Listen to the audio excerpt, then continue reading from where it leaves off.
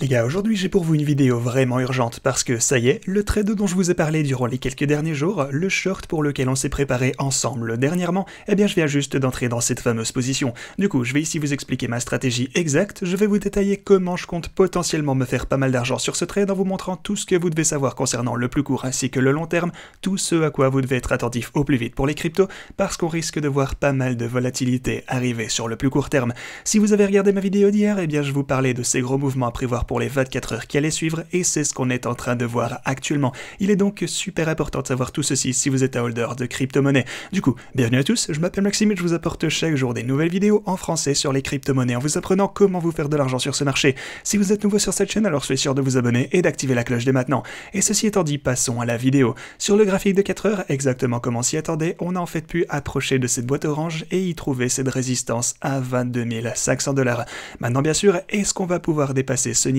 sur cet essai en particulier? Eh bien, comme je vous le disais durant les quelques derniers jours, il est indéniable que la probabilité qu'on y parvienne cette fois-ci est bien plus élevée que durant les précédents essais, car simplement vous savez que lorsqu'on s'approchait de ces niveaux les quelques dernières fois, je m'attendais ni plus ni moins à un rejet de la part de cette résistance, mais tout de même, on peut noter que j'aurais tendance à dire que cette fois aussi, en fait, le fait d'obtenir un rejet à partir de ce niveau est toujours ce qui est le plus probable d'un point de vue des probabilités. Et attention, ici, je vous parle au minimum de rejet au court terme, pas forcément une énorme descente aux enfers, et ensuite peut-être qu'on pourrait finalement percer cette résistance sur une troisième tentative. Maintenant, pourquoi est-ce que ce niveau est aussi fort? Eh bien tout d'abord on a la boîte orange que vous connaissez tous maintenant, mais aussi sur l'intervalle hebdomadaire, on distingue notre moyenne mobile de 200 semaines qui renforce la zone générale. Voyez cette ligne orange? Il s'agit du niveau exact qui a fini par nous rejeter les dernières fois qu'on a tenté une approche de ce niveau de prix spécifique. Du coup, sur une échelle de probabilité une fois encore, eh bien je pense toujours qu'on pourrait obtenir un rejet de la part de ce niveau, et en gros qu'on rechute quelque peu avant de finalement pouvoir dépasser ce niveau pour de bon.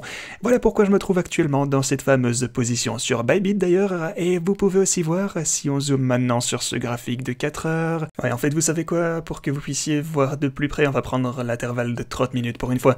Honnêtement, j'aurais envie de vous dire que ceci a l'air d'avoir envie de dépasser ce niveau, parce que regardez ça, en plein sur le rebord de la boîte orange, donc on a 1, 2, 3, 4, et 5 fois d'affilée, en plein sur le support de la boîte orange, eh bien on est reparti immédiatement dans une nouvelle tentative, c'est assez bullish. On a aussi formé des creux de plus en plus haut ici, consécutivement d'ailleurs, voyez ce creux et tout ceci juste là pareil, tout ça pour vous dire que j'aurais bien envie de dire que le prix a envie de dépasser ce niveau, je préfère être honnête avec vous, mais je pense tout de même que si vous prenez en compte le fait qu'on a également la moyenne mobile de 200 semaines, à peine plus haut ici au sein de la boîte orange, eh bien même si ça se présente de manière assez haussière actuellement, je garde mon avis qu'il est plus probable qu'on se fasse rejeter au minimum au court terme ici, et ensuite peut-être qu'on pourra finalement s'élancer à travers ce niveau pour de bon. Mais bon, on va y aller pas à pas ici, parce qu'en général, les choses ne se présentent pas si mal du côté du Bitcoin comme je vous l'ai expliqué, et je m'attends toujours à ce qu'on ne latéralise. Vous savez que j'étais sceptique quant à l'idée de voir des mouvements plus importants à la hausse dans un futur proche, donc à la place, je maintiens toujours qu'on risque fortement d'avoir un marché propice pour les traders.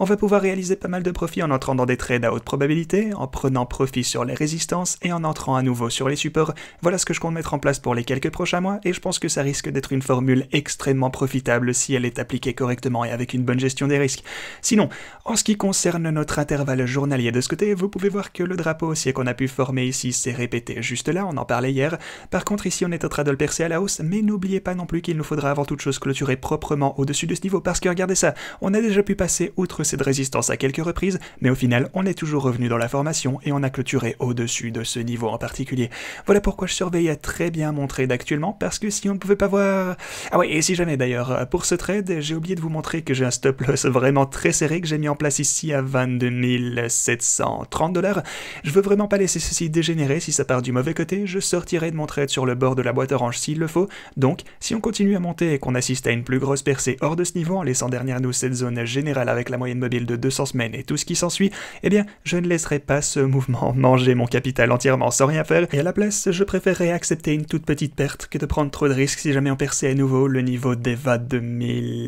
ça fait combien encore ça? Ah oui, 22 730 $, plus précisément. En ce moment, la position n'a pas trop mauvaise mine, qu'on se le dise, elle se trouve en profit de 250 $, voyez 6,12, mais bon, les pourcents changent continuellement, donc bref. Quoi qu'il en soit, je voulais juste vous faire remarquer que je suis enfin entré dans le trade duquel je vous ai parlé durant les quelques dernières vidéos, donc voilà, on va suivre tout ceci ensemble prochainement. Dans l'ensemble, on se trouve toujours dans une zone propice à l'achat, donc ne vous y trompez pas, tout a toujours toujours l'air de nous indiquer qu'on se trouve dans une grosse buy zone, comme on dit. Il s'agit des mêmes niveaux qu'on surveillait par le passé et qui nous ont donné le bottom précédemment. Vous avez ce triangle, comme je vous l'expliquais, vous avez ce canal descendant, on a cette fameuse zone d'achat, donc on chute et généralement on trouve du support à partir de la moyenne mobile de 200 semaines, la ligne orange ici, même si cette fois vous savez qu'on est passé à travers. Regardez aussi ce cycle d'ailleurs, boum, on a ce canal descendant, on vient chercher la moyenne mobile de 200 semaines en orange une fois encore, et à partir de ce point on peut redécoller. Ici pareil encore, on vient chercher la moyenne mobile de 200, et ici, bah par contre ouais, vous savez qu'on se trouve en dessous de la fameuse moyenne mobile de 200, et on est en train de se battre pour la reconquérir. C'est un peu différent cette fois, mais bon, ne vous faites pas avoir pour autant, on est tout de même dans une position où il est favorable de buy the dip comme on dit. En fait, on est toujours dans une phase d'accumulation de Bitcoin, et c'est juste que je pense que ça va nous demander encore un petit moment avant qu'on puisse finalement revenir à notre précédent all-time high. Mais bon, d'ici là, on va de toute façon se faire pas mal de profit en trader du Bitcoin, donc tout va bien. Et finalement, je voulais vous dire que les marchés traditionnels sont en train de remonter, et ouais, le S&P 500 est aussi en train de sortir de son biseau descendant, ce qui généralement est commencé à pattern assez haussier. Voilà une bonne nouvelle, les choses ne se présentent pas trop mal ici pour les marchés traditionnels, et si vous prenez d'ailleurs l'une de mes précédentes vidéos, voyons voir, je pense que c'était celle-ci. Donc ouais, n'hésitez pas à venir revoir cette vidéo car je vous y expliquais ma théorie selon laquelle on est en fait sur le point d'atteindre un pic pour les marchés traditionnels en termes d'action baissière. Je pense qu'à partir de maintenant, l'inflation devrait commencer à se rétablir ou en tout cas se stabiliser. Les facteurs macroéconomiques vont le plus probablement aller de mieux en mieux à partir d'ici. Bref, en gros, allez voir cette vidéo si vous voulez tout savoir à ce sujet car je vous y expliquais mes pensées plus en détail. Et à part ça, on a ce graphique de la part de TechDev et tout ceci est réellement intéressant, vous allez voir. Vous pouvez voir qu'actuellement, on se trouve sur un énorme support pour le Bitcoin et aussi les altcoins se trouvent contre toute attente sur un support, ce que vous pouvez voir sur ce graphique. Aussi, on a de ce côté une grosse résistance par contre pour l'indice du dollar, donc si le dollar américain venait jamais avoir un rejet à partir de ce niveau et qu'on obtenait du support à partir de ce niveau sur le graphique des altcoins et du Bitcoin, alors voilà quelque chose qui nous suggère qu'on pourrait bientôt voir une assez belle poussée à la hausse à partir d'ici. Maintenant voilà le truc, faites bien attention, il faut bien séparer tout ceci, car au court terme, je pense toujours qu'on a cette grosse résistance juste là. Au court terme, je pense toujours qu'on va devoir passer par un petit rejet ici, nous permettant au passage de se faire du profit lors de trades au court terme. Vous savez que je vous parlais de ça précédemment, même dans cette vidéo. Mais bon, en gros, au long terme, ça ne change toujours pas le fait qu'on se trouve dans une énorme zone d'achat. Donc en achetant maintenant, à ce niveau, quand on y repensera d'ici 1, 2 ou même peut-être 3 ans, qui sait 5 ou 10 ans, eh bien je pense qu'on s'en souviendra comme d'une super opportunité d'achat qu'on aurait dû saisir. Mais oui, si on voyait l'indice du dollar qui venait à rechuter, et d'ailleurs ici il s'agit du graphique hebdomadaire, donc si le DXY devait chuter, le Bitcoin recommencerait probablement à monter de son côté. Voilà un setup de trading parfait pour voir le Bitcoin regagner du terrain durant les quelques mois à venir. Et finalement, on est sur le point de voir arriver beaucoup de volatilité au cours de cette semaine pour les crypto-monnaies. Le truc c'est que cette semaine, on va voir la zone euro, on va voir le Royaume-Uni, le Canada, le Japon, et ils vont tous annoncer l'inflation pour leurs pays respectifs. Et pas seulement ça, mais si on prend également ce calendrier, vous pouvez voir ouais, on va avoir le ECB qui annoncera également leur décision concernant les taux d'intérêt, on aura des données sur les ventes immobilières, tout ceci, on va avoir énormément de données qui arriveront cette semaine les gars, donc soyez prêts. Comme je vous le disais, ceci risque sûrement d'apporter pas mal de volatilité du côté du Bitcoin, et voilà pourquoi un trade tel que celui-ci dans lequel je me trouve actuellement,